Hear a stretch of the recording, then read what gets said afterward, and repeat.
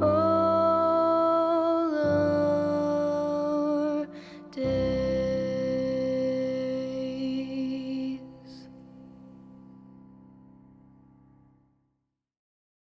I've always enjoyed Blake and Yang as characters. As early as Volume 1, both of them caught my attention early on.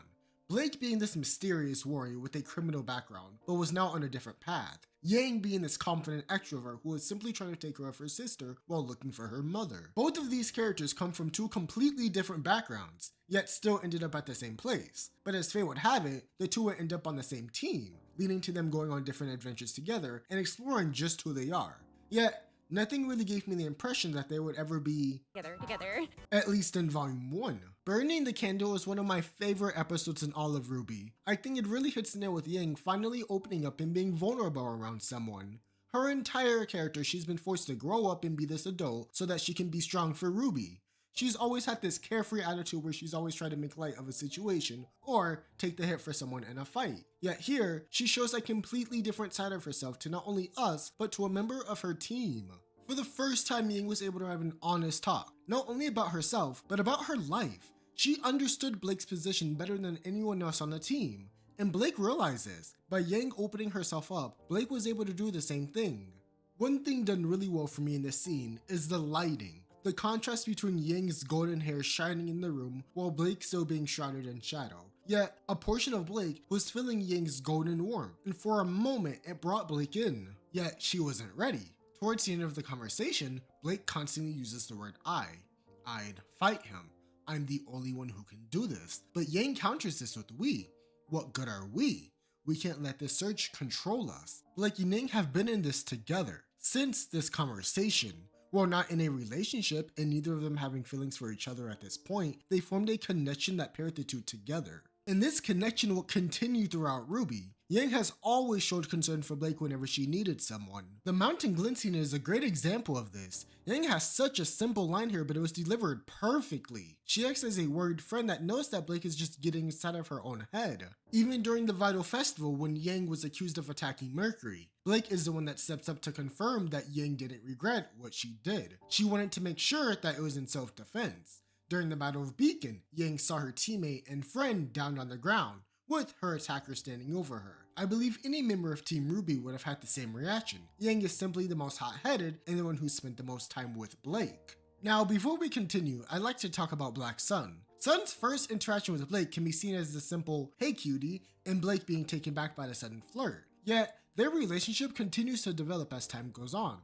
Sun was there for her when she ran away from her team. He was an outsider that could understand her perspective of being a faunus, something that Blake couldn't get from her team. And better yet, he had no involvement with the White Fang, so she was able to get a new perspective on the topic, even if he didn't have much to offer. Yet they were still on good enough terms to go to the dance together. I think Black Sun really gained popularity during volumes 4 and 5, where despite Sun's actions, he was there for when Blake needed a friend the most. Yang was dealing with a traumatic experience, Weiss was forced to go back home, and RWBY was AFK after using her silver eyes, so Sun was really the only person who could actually go support her. While I wasn't a fan of Sun, I really do appreciate the effort that this man put into trying his best to be a good friend to Blake. He wasn't nowhere near perfect at what he did, but Sun showed genuine concern for Blake. Blake even said it herself, that she hopes her team hates her for leaving, which couldn't be further from the truth. I think one of my favorite moments from Volume 4 is Sun's conversation with Blake. His words held true. Blake can only control her own actions, but she can't control the actions of others, especially those who care for her. It's a great scene and continues to develop their friendship.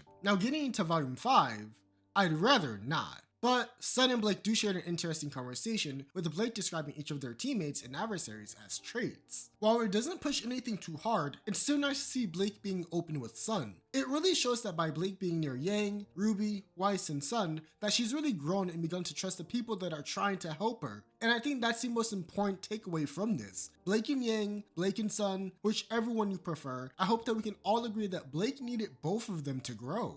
She's no longer this cold and introverted cat girl that just wants to read her smut in the corner. She's a lot more expressive of her feelings, and I've been enjoying her ever since she reunited with Team RWBY. Them being together is my favorite part about RWBY. My only concern is that Team RWBY can at times feel a bit split between RWBY and Weiss and Blake and Yang, when they should feel more like one whole team. But they've been doing a good job of keeping everyone's interactions really well. The bees should have their time together as long as they're still a team, because Weiss and Ning had one of my favorite moments in Volume 5, and I want more of that dynamic, and we just started getting more of Ladybug too. On the topic of the kiss scene itself, I thought it was done extremely well. Going into this episode, I had no clue how they were going to pull it off, but I really love it. From Ning's amazing flirting to Blake just staying quiet. That look she gave Yang told me that she knew what was going on, and Blake really lit the entire scene.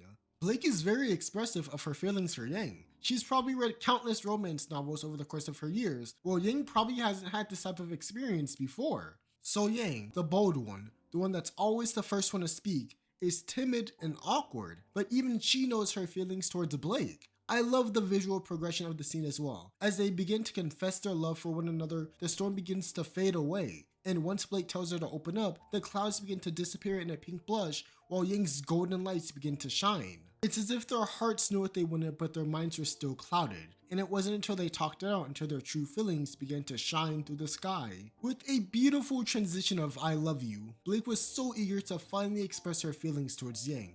And as soon as they came together, the scene just pieced itself together so well. And I cannot express just how much I love the sound direction for this volume. Casey has done a phenomenal job with the soundtrack. I can't think of a better score to play this to.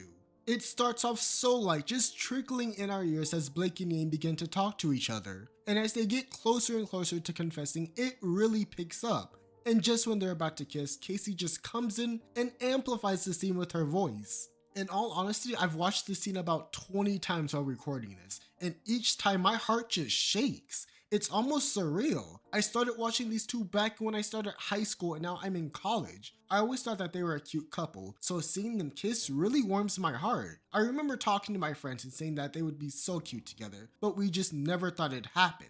There is still a little bit of that high schooler in me that's jumping up and down and crying to this. Regardless of who you ship, I think we can all agree that this was done really well, and in my honest opinion, I'm happy for them.